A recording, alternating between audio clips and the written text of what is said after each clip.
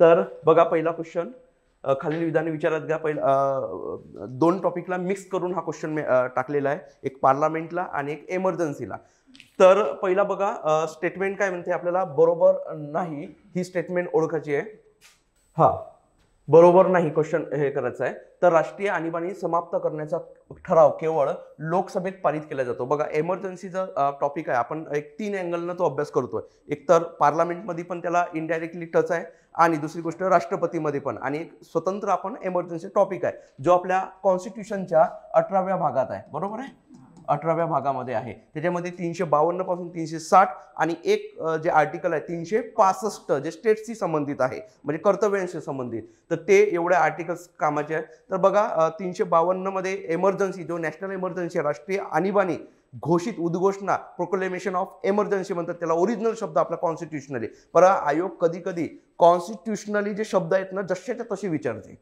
म्हणून आपण कसं मराठी जे भाषांतर केलंय याच्यावर खूप फोकस करू नका, कारण आयोगाचं मागच्या 1 वर्षात असं केलं होतं. कारण पेपर सेटर कसा आहे याच्यावर डिपेंड आहे. त्याला जर तो पूर्ण किडा असेल कॉन्स्टिट्यूशनचा तर तो बरोबर कॉन्स्टिट्यूशनचे शब्द उचलतो तुमच्याकडे.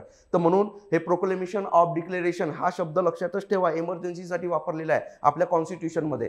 तर प्रोक्लेमेशन ऑफ डिक्लेरेशन कोण करू शकते, फक्त म्हणजे आणीबाणीची उद्घोषणा कोण करू शकते, तर भारताचे राष्ट्रपती. आणि आता बघा सगळ्यात महत्त्वाचं याच्यामध्ये काय केलं की भारताचे राष्ट्रपती अशी राष्ट्रीय आणीबाणी घोषित करू शकता, युद्ध, परकीय आक्रमण आणि सशस्त्र बंड, जे आधी अशांततेचा कारण होता तो काढून टाकण्यात आला आहे.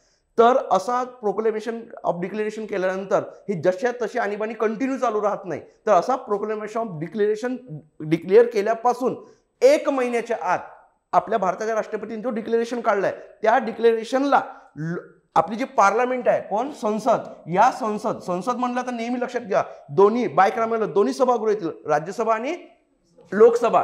आणि या दोन्ही सभागृहामध्ये तो कोणत्याही सभागृहात ठराव मांडता येते आणि हा ठरावाच्या स्वरूपात मांडला जाते. आणि असा ठराव जर दोन्ही सभागृहांनी संमत केलं तर अशी प्रोक्लेमेशन ऑफ डिक्लेरेशनची जो उद्घोषणा केली आहे, असा एमर्जन्सी ही पुढील 6 महिन्यासाठी काय होते, लागू होते. ना अशी प्रोक्लेमेशन ऑफ डिक्लेरेशनला संसदेने प्रत्येक वेळी जर 6-6 महिन्याला कायद्याला परवानगी दिली तर लक्षात घ्या अशी कितीही वेळा ती काय होऊ शकते, लागू राहू शकते. आता बघा ही डिक्लेरेशन म्हणजे आणीबाणी लागू करण्यासंबंधित तरतूद आहे.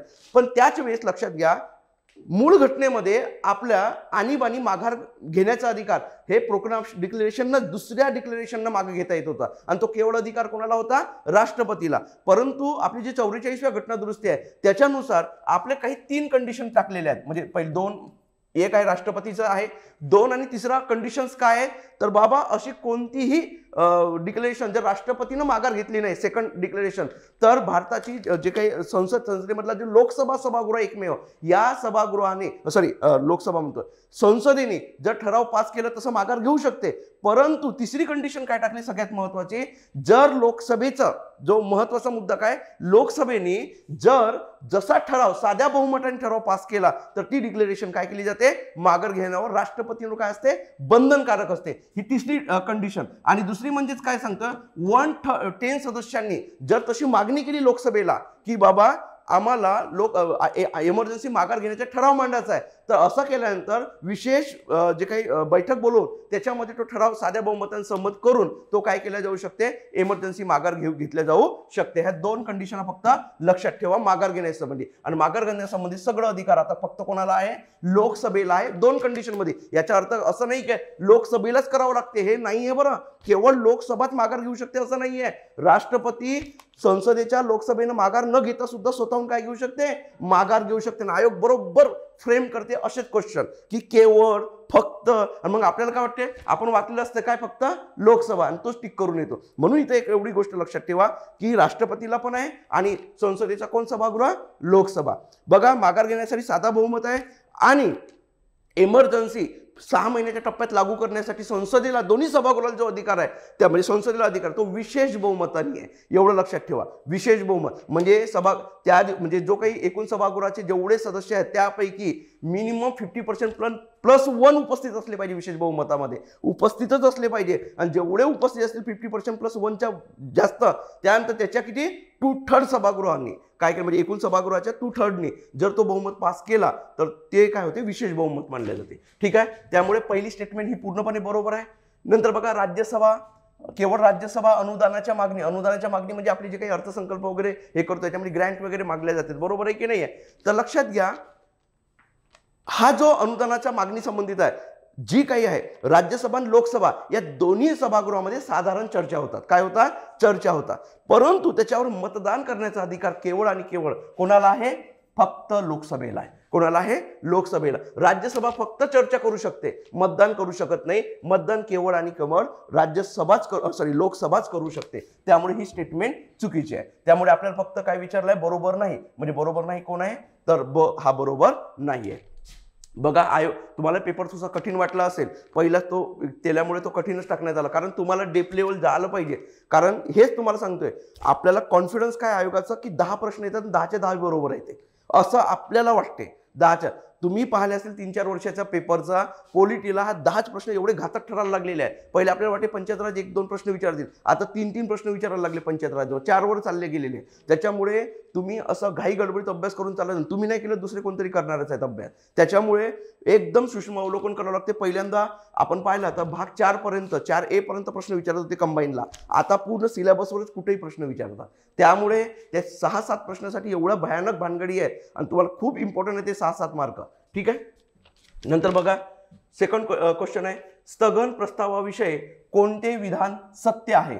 तर बघा, स्थगन प्रस्ताव तातडीच्या महत्वाची जी घटना घडत असेल देशासाठी, तर लक्षात घ्या, म्हणजे तातडीची महत्वाची घटना घडली. आता समजा मागचा इश्यू जो होता आपला याचा, तो उद्योगपती कोण? आपला अदानी. म्हणजे या अदानीचा इश्यू हा तातडीचा महत्वाचा होता, कारण तसा रिपोर्ट आला होता. आता शेवटी पार्लमेंटवर डिपेंड असते त्यावेळेस ते सभागृह. पण लक्षात घ्या, अशा वेळेस इमर्जन्सीच्या काळात असेल, म्हणजे तातडीची महत्वाची बैठक बोलवायची असेल आणि त्यासंबंधी म्हणजे सरकारवर दोषारोप असेल, कोणावर? सरकारवर. आणि सरकार नेहमी कोणाला जबाबदार असते? लोकसभेला. नेहमी लक्षात घ्या, सरकार आला तर जबाबदार कोणाला असते? लोकसभेला. म्हणजे असा स्थगन प्रस्ताव फक्त कुठं मांडला जाते? लोकसभेत. कारण दोषारोप कुठं ठेवल्या जाते? सरकारवर ठेवल्या जाते, लोकसभेतच मांडल्या जाते. आणि असा प्रकारचा ठराव मांडायचा आहे म्हणून अशी नोटीस कोणाच्या नावे मागितल्या जाते त्याला, तर ते आहे लोकसभेचे महासचिव असतात. सचिवालय जो असतो ना लोकसभेचा, राज्यसभेचा, त्या लोकसभेच्या सचिवालयाचे जे महासचिव असतात यांच्या नावाने ती नोटीस काढल्या जाते. म्हणजे त्यांना रिक्वेस्ट केली जाते आम्हाला अशी बैठक बोलवायची आहे, आणि त्याला स्वीकृती देण्याचं काम कोण करतात? तर लोकसभेचे स्पीकर करतात. बघा, इथं सगळ्यात महत्वाचे, या प्रस्तावाचा वापर केवळ लोकसभेलाच आहे, तर बरोबर आहे. स्थगन प्रस्तावाची नोटीस लोकसभेच्या अध्यक्षांच्या नावाने, तर लोकसभेच्या स्पीकरच्या नावाने नाही, तर कोणाच्या? महासचिवाच्या नावाने. आणि त्या नोटीसला स्वीकृती कोण देते? तर लोकसभा स्पीकर. पहा, आयोग कधी कधी काय टाकू शकते? स्थगन प्रस्तावाची जी नोटीस आहे त्याला स्वीकृती देण्याचं काम लोकसभा स्पीकर करतात. स्टेटमेंट बरोबर आहे. ठीक आहे. त्यामुळे ही स्टेटमेंट चुकीची ठरते या ठिकाणी. नंबर बघा, सी, स्थगन प्रस्तावातील मुद्दा वस्तुनिष्ठ तातडीची सार्वजनिक. हा, ते मी आताच बोललोय, ते काय त्यासाठीच तो बोलवला जाते. तर बघा, अ आणि क बरोबर आहे. अ आणि क, पर्याय नंबर 3. नंतर बघा, क्वेश्चन नंबर 3, राज्यसभेच्या चेअरमन जे असतात त्यांच्यासाठी योग्य विधान निवडा. आता बघा, भारताचे उपराष्ट्रपतीच हे कोण असतात? तर राज्यसभेचे पदसिद्ध काय असतात?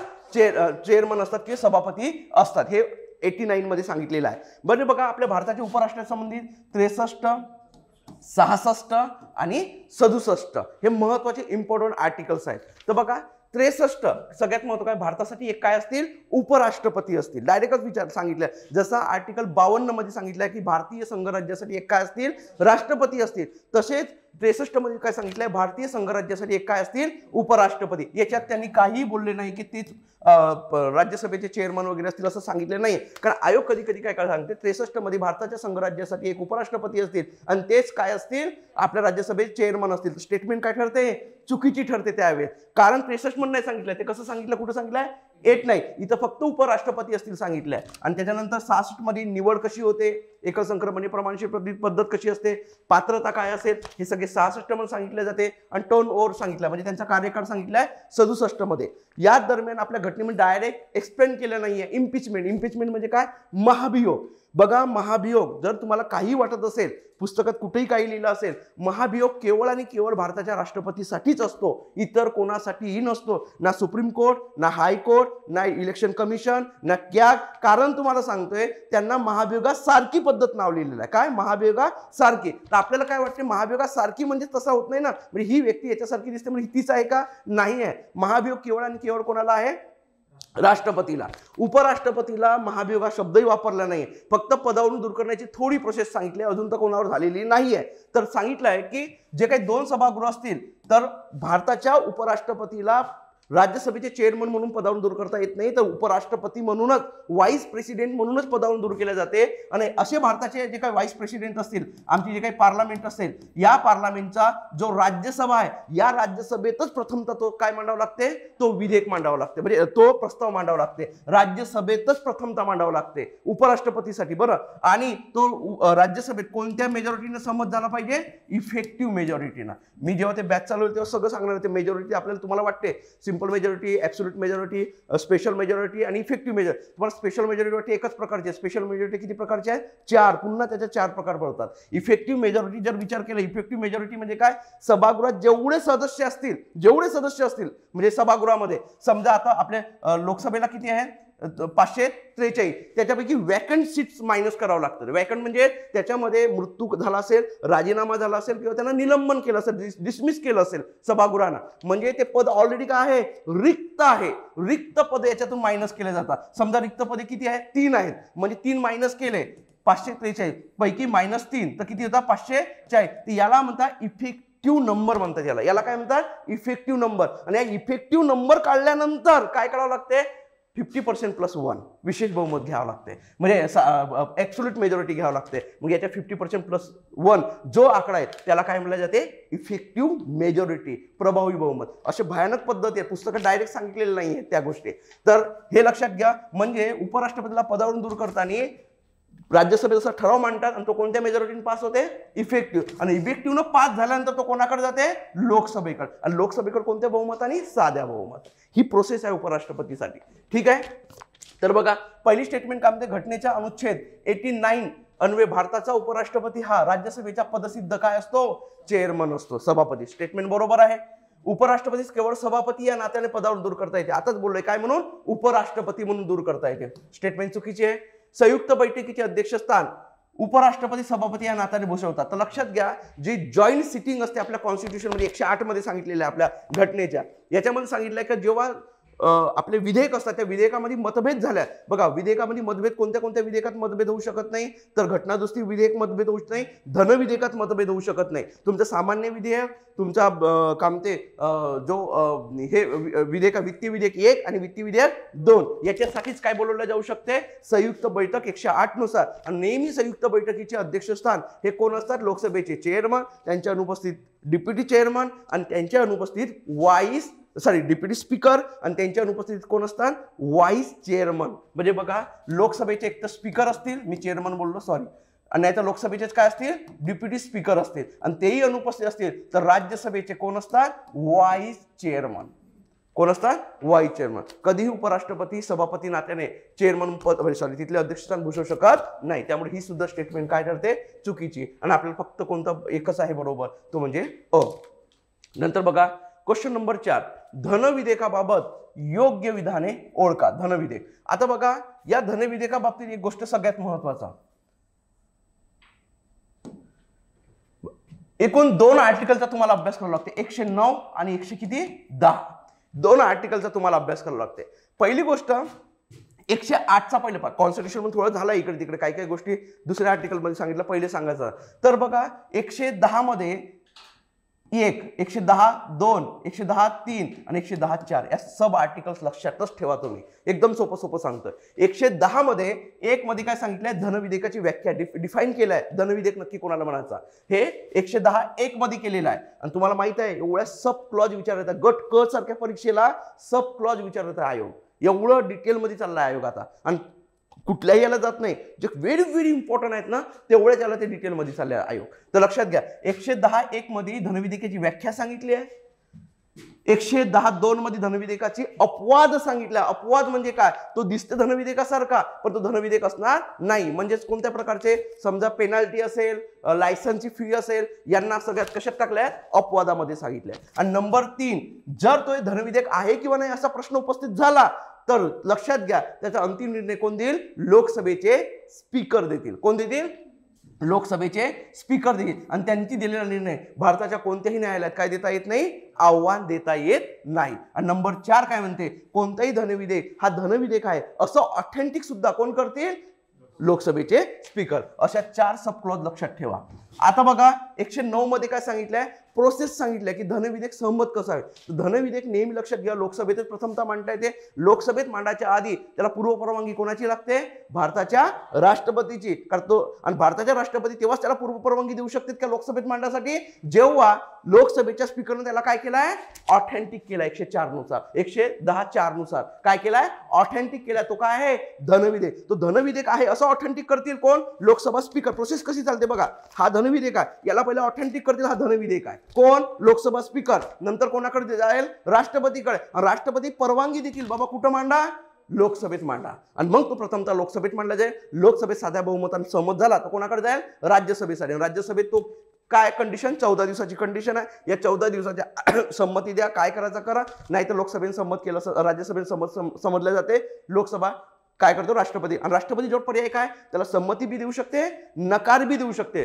नकार का देऊ शकते, लक्षात घ्या, धनविधेयकाला नकार देऊ शकते राष्ट्रपती, परंतु शक्यतो संमती देतेच, कारण ते ऑलरेडी त्याच्यात परवानगीने काय झाली आहे, मांडल्या गेल्या. पण नकार देऊ शकते, एवढं लक्षात ठेवा. फक्त पुनर्विचारार्थ पाठवू शकत नाही. व्हेरी गुड, हे एवढं लक्षात ठेवा या बाबतीत.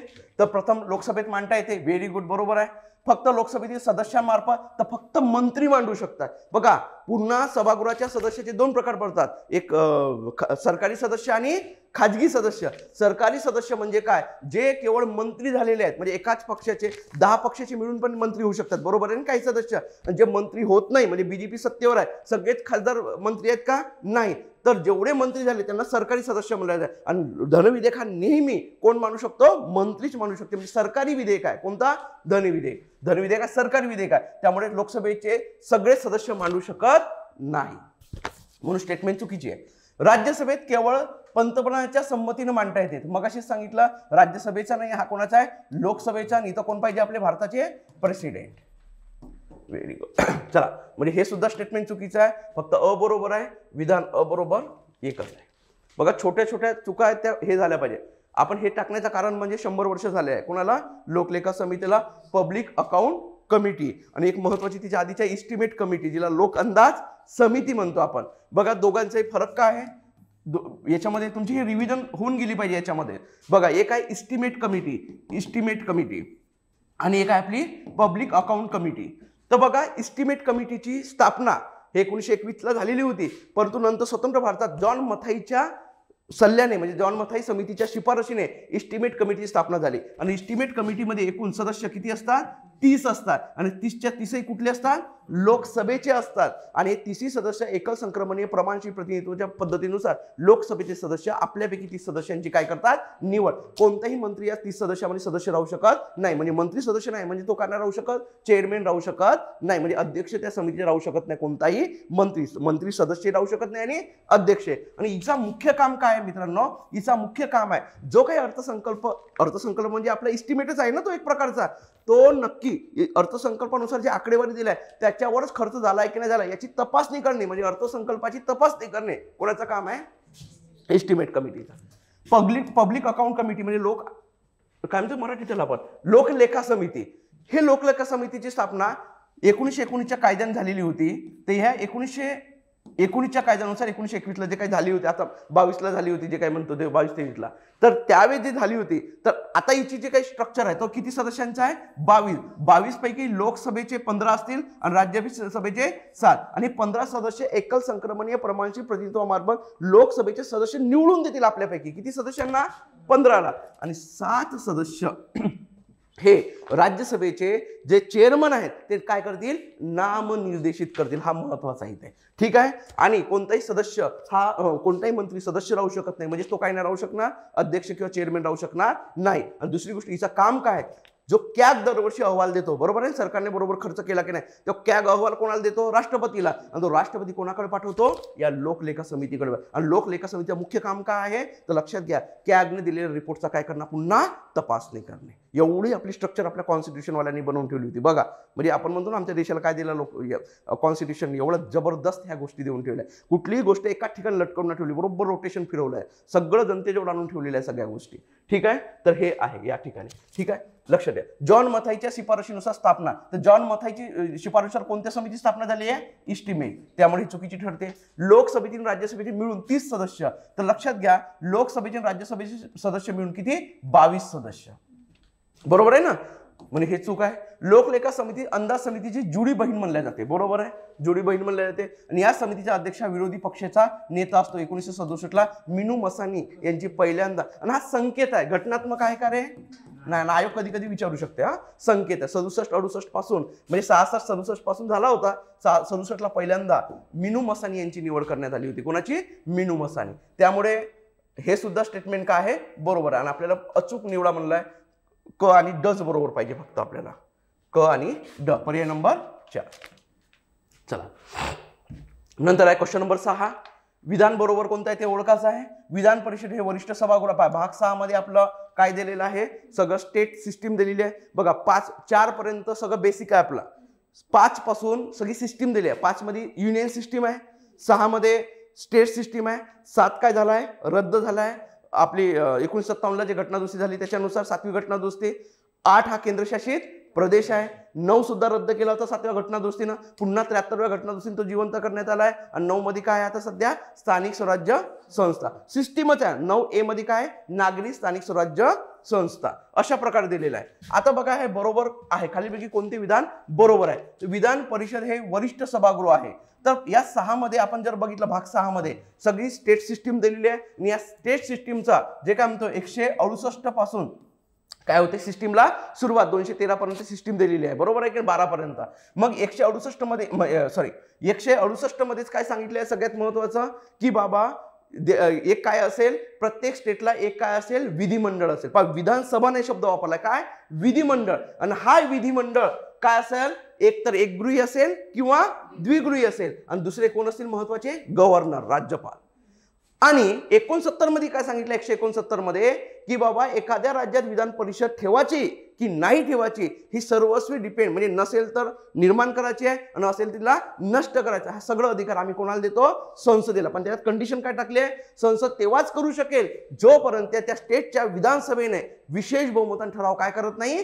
पास करत नाही. आणि तिनं पास केला तर संसदेवर कंपल्सरी आहे का? नाही. म्हणजे जोपर्यंत स्टेट पाठवत नाही तोपर्यंत, विधानसभा पाठवत नाही तोपर्यंत संसद करू शकत नाही. आणि स्टेटनं पाठवलंय, विधानसभेने पाठवलंय तर संसदेवर काय नाहीये? बंधनकारक नाहीये. ते 169 मध्ये आहे. ठीक आहे. आणि मग वरिष्ठ सभा, स्टेटमध्ये वरिष्ठ सभागृह कोण असेल? एक विधानसभा असेल आणि एक विधान परिषद. तर वरिष्ठ सभागृह कोण असते? तर विधान परिषद. कनिष्ठ सभागृह कोण असते? विधानसभा. सेम जसं तसं स्ट्रक्चर आहे युनियन सिस्टीम सारखा. ठीक आहे, हे स्टेटमेंट बरोबर आहे. विधान परिषद सर्व सदस्यांची निवड प्रत्यक्षरित्या जनतेकडून होते. प्रत्यक्षरित्या जनतेकडून होते का? नाही. विधान परिषदेची निवड तुम्हाला माहिती आहे, विधानसभेचे काही सदस्य 1/3 सदस्यांना निवडून देते. स्थानिक स्वराज्य संस्थेतले सदस्य 1/3 निवडून देतात. नंतर शिक्षक मतदारसंघ 1/12 निवडून देतात. आणि कोण? पदवीधर मतदारसंघ 1/12 निवडून देतात. त्यामुळे स्टेटमेंट चुकीचे आहे. विधानसभा ही कायमस्वरूपी सभा. कायमस्वरूपी कोण आहे? विधानसभा आहे. विधान परिषद आहे आणि ही टेम्पररी आहे. कोणती? विधान परिषद. त्यामुळे ब आणि क हे काय? चुकीचं आहे. फक्त अ बरोबर आहे. 3 नंबर. नंतर आहे क्वेश्चन नंबर 7. विधानसभेच्या अध्यक्षांबाबत योग्य कथन निवडा की कथने ओळखा. विधानसभेच्या अध्यक्षांबाबत निवडणुकीची तारीख राज्यपालांमार्फत निश्चित केली जाते.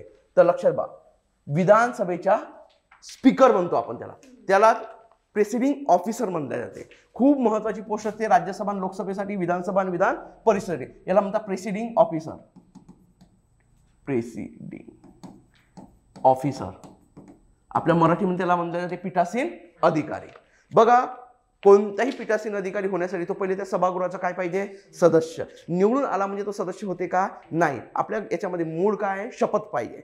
जेवढे सदस्य निवडून आले शपथ तोच देऊ शकते जेव्हा ऑलरेडी सभागृहात काय स्टँडिंग आहे. आणि यासाठी आपल्या घटनेत तरतूद काय, प्रोटेम स्पीकरची तरतूद आहे. काय असतं प्रोटेम स्पीकर, सभागृहाचे जे नवीन सभागृह निवडून येतो विधानसभा किंवा लोकसभा, तर लक्षात घ्या राज्यपाल विधानसभेसाठी काय करतात, जो ज्येष्ठतम सदस्य आहे त्याला शपथ देते, कशाची, सदस्यत्वाची. प्रोटेम स्पीकरची देत नाही, कशाची देते, सदस्यत्वाची. त्याला सदस्यत्वाची शपथ देते आणि त्याला प्रोटेम स्पीकर म्हणून काही काळासाठी काय करते, नेमणूक करते. त्या प्रोटेम स्पीकरचा मुख्य काम काय आहे की सगळ्या सदस्यांना काय देणे, राज्यपालाच्या वतीने सर्व सदस्यांना काय देणे, शपथ देणे. आणि दुसरी गोष्ट त्याच्याच नेतृत्वाखाली, म्हणजे राज्यपालच घडवून आणते आणि त्याच्या नेतृत्वाखाली फक्त त्याच दिवशी बैठकीमध्ये काय केले जाते, स्पीकरची निवडणूक घडवून आणली जाते. आणि हा स्पीकरची निवडणूक घडवून आणण्याचं मुख्य काम कोण करते, राज्यपाल. आणि कोणाच्या नेतृत्वाखाली होते त्या सभागृहात, अध्यक्षतेखाली. सभागृहाचे अध्यक्ष कोण असते त्यावेळेसचा पीठासीन अधिकारी, प्रोटेम स्पीकर. त्यामुळे ही स्टेटमेंट बरोबर आहे. त्यांना पदावरून दूर करण्याचा उद्देश असलेला ठराव किमान 14 दिवस पूर्व नोटीस दिल्याशिवाय मांडता येत नाही. कोणाला, विधानसभेच्या स्पीकरला. एक नेहमी लक्षात ठेवा, मी मगाशी तुम्हाला एक शब्द बोललेलो होतो, इम्पॉर्टंट लक्षात ठेवा, इफेक्टिव्ह मेजॉरिटी बोललो होतो मी. हे इफेक्टिव्ह मेजॉरिटी कोणाकोणाला आहे, भारताच्या उपराष्ट्रपतींना पदावरून दूर करताना फक्त राज्यसभेत मांडताना. नंबर 2 लोकसभेचे स्पीकर, लोकसभेचे डेप्युटी स्पीकर, राज्यसभेचे व्हाईस चेअरमन, विधानसभेचे स्पीकर, विधानसभेचे डेप्युटी स्पीकर आणि विधान परिषदेचे चेअरमन आणि विधान परिषदेचे व्हाईस चेअरमन. या सर्वांना पदावरून दूर करताना कोणती मेजॉरिटी लागते, इफेक्टिव्ह मेजॉरिटी. ठीक आहे. त्या 14 दिवसाला केवळ विधानसभेच्या बहुमत, विशेष बहुमताने पदावरून दूर. विशेष बहुमताने नाही, आताच सांगितलं मी कोणता बहुमत, इफेक्टिव्ह मेजॉरिटी, म्हणजे प्रभावी बहुमताने, प्रभावी बहुमत. त्यामुळे स्टेटमेंट चुकीची आहे. ठीक आहे. म्हणजे अ आणि काय, ब बरोबर आहे. नंबर 2 बघा, थोडसा 8व्या नंबरचा क्वेश्चन खूप हे गेला असेल, हेवी गेला असेल तुम्हाला काही पोरांना, म्हणजे नवीन ज्यांचा अभ्यास सुरू झालाय त्यांना. राज्यसभेची रचना समांगी आहे, म्हणजे सारखी आहे. बरोबर आहे की नाही, मला सांगा. एकूण 95% सदस्य जर आपण विचार केला, राज्यसभेत एकूण सदस्य किती आहे, 245. या 245 मध्ये 95% जर विचार केला तर कोणते सदस्य आहे, तर राज्याचे प्रतिनिधित्व करणारे. बरोबर आहे. म्हणजे सारखापणा आहे की नाही आहे, मग समांगी आहे तर आहे. विधान केवळ समांगी म्हणलं असतं चुकलं असतं, केवळ समांगी नाही, समांगी तर आहे. विधान परिषद रचना विषमांगी आहे, विषमांगी म्हणजे सारखी नाही आहे. विधानसभेचे सदस्य टाकतात, निवडून पाठवतात, स्थानिक स्वराज्य संस्थेचे सदस्य निवडून पाठवतात, शिक्षक पाठवतात, स्थानिक स्वराज्य संस्था पाठवतात, राज्यपालाबरोबर नियुक्त सदस्य. त्यामुळे ही सुद्धा स्टेटमेंट बरोबर आहे. घटनेने विधानसभेच्या तुलनेत राज्यसभेला कमी महत्व, राज्यसभेला कमी महत्व आहे का, विधान परिषद नाही म्हणते, विधानसभेच्या. तर आपल्याला कन्फ्युजन होऊ शकते, कमी महत्व नाही, उलटाना विधानसभेपेक्षा जास्त अधिकार कोणाला आहे, राज्यसभेला. कारण घटना दुरुस्तीसारखे विधेयक कुठं आणले जाऊ शकते, प्रथमतः राज्यसभेत. ठीक आहे. त्यामुळे स्टेटमेंट चुकीची आहे. विधान परिषद राज्यसभेप्रमाणे परीक्षण सभागृह नाही आहे. परीक्षण म्हणजे अरे काही गोष्टीत बघायची भूमिका घेते की नाही, धनविधेयकाबाबतीत एवढं आहे, बाकी काय करू शकते का, नाही, परीक्षक म्हणून काम करू शकते, एक मत मांडू शकते, बाकी त्याच्यावर काही करू शकत नाही. त्यामुळे स्टेटमेंट नाही, सॉरी, हे चुकीचे आहे. म्हणजे क आणि ड चुकीचं, अ आणि ब बरोबर आहे. बरोबर आहे कोणता, अ आणि ब. अरे काय लिहिलं आहे, विधान तुलनेत राज्याचं कमी महत्व चुकीचं आहे, क चुकीचंच आहे. हे तर होऊ शकत नाही. वरील सर्व समांगी आहे, अ बरोबर आहे, ब बरोबर आहे आणि ड बरोबर आहे. हा बरोबर, ड बरोबर आहे. कारण राज्यसभेप्रमाणे परीक्षण सभागृह नाही आहे. विधान परिषद राज्यसभेप्रमाणे परीक्षण सभागृह नाही आहे, तर परीक्षण सभागृह नाहीच आहे ते. का बरं, बरोबर आहे, विधान परिषद म्हणते राज्यसभेप्रमाणे. राज्यसभा काही गोष्टीत काय करू शकते, बघायची नाही. चला, हा चुकीचंच आहे. हा प्रश्न आपण हे करून ठेवू, थांबा, कॅन्सलच करावा लागेल तो स्टार, ते स्टेटमेंटमध्येच हे झालेलं आहे. 9वा क्वेश्चन, खालीलपैकी कोणत्या राज्यांच्या राज्यपालांवर त्या राज्यात एक आदिवासी कल्याण मंत्री नियुक्त करण्याचे घटनात्मक बंधन टाकण्यात आलेले आहे. आता बघा, आपल्या कॉन्स्टिट्यूशनचे जे आर्टिकल आहे 163 आहे आणि एक काय आहे 164 आहे. आपल्यासाठी खूप महत्वाचे 164. 163 काय सांगते, राज्याचे राज्यपाल कोणाच्या सल्ल्याने, तर मुख्यमंत्री आणि त्याच्या मंत्रिपरिषदेच्या सल्ल्याने काय करतील, कारभार करतील. कुठं सांगितलेलं आहे, 164 मध्ये काय सांगते, मंत्र्यासंबंधित तरतूद. त्याच्यामध्ये 91वी घटना दुरुस्ती वगैरे येते, 94वी घटना दुरुस्ती येते, ते आपण बघू. पहिली गोष्ट 164 मध्ये 164(1) मध्ये काय सांगितलं आहे, विधानसभेत बहुमत प्राप्त पक्षाच्या नेत्यास राज्यपाल मुख्यमंत्र्याची काय करतील, निवड करतील. कोणाची निवड करतील, मुख्यमंत्री. पाय 164(1) मध्ये काय सांगते, हे खूप आर्टिकल महत्वाचे, क्लॉज नंबर 1 त्याच्यामधला. क्लॉज नंबर 1 काय सांगते की राज्याचे राज्यपाल विधानसभेत बहुमत प्राप्त पक्षाच्या नेत्यास मुख्यमंत्री म्हणून काय करतील, नेमणूक करतील आणि त्या मुख्यमंत्र्याच्या सल्ल्याने इतर मंत्र्याची काय करतील, नेमणूक करतील. कुठं सांगितलं आहे, क्लॉज 1 मध्ये 164. त्याच्यामध्ये एक परंतु जोडला आहे. परंतु बघा, आपण हीच गोष्ट जर केंद्रामध्ये बघितलं, 75 आहे याच्या संबंध आर्टिकल, 75 मध्ये परंतु नाही, ओनली स्टेटमेंट आहे जशी तशी. म्हणून खूप काही गोष्टी गव्हर्नरचे पॉवर खूप पॉवरफुल आहेत. परंतु काय म्हणते की मध्य प्रदेश, ओडिशा, झारखंड आणि काय होता, एक बिहार होता. या राज्यांसाठी एक म्हणजे मंत्र्याची नियुक्ती करतील, पण राज्यपाल एकासाठी काय, एक आदिवासी कल्याण मंत्री असतील आणि त्याच्याकडे आदिवासी जातीची सुद्धा काय असतील, डिपार्टमेंट राहू शकेल. अशी तरतूद 164 क्लॉज 1 च्या परंतु मध्ये दिलेलं आहे. परंतु बिहारचं नाव काढण्यात आलं आहे कोणती घटनादुरुस्ती, 94वी घटनादुरुस्ती 2006 नुसार. त्यामुळे वरीलपैकी सर्वच येतात, फक्त आता बिहार नाही राहिला आहे, इथं बिहार नाहीच आहे आता.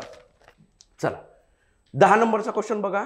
राज्यपाल पदाच्या अर्हतेबाबत म्हणजे पात्रतेबाबत अचूक नसलेला म्हणजे चुकीचं विधान निवडा म्हणते. ती व्यक्ती भारताचा नागरिक असावी, बरोबर आहे.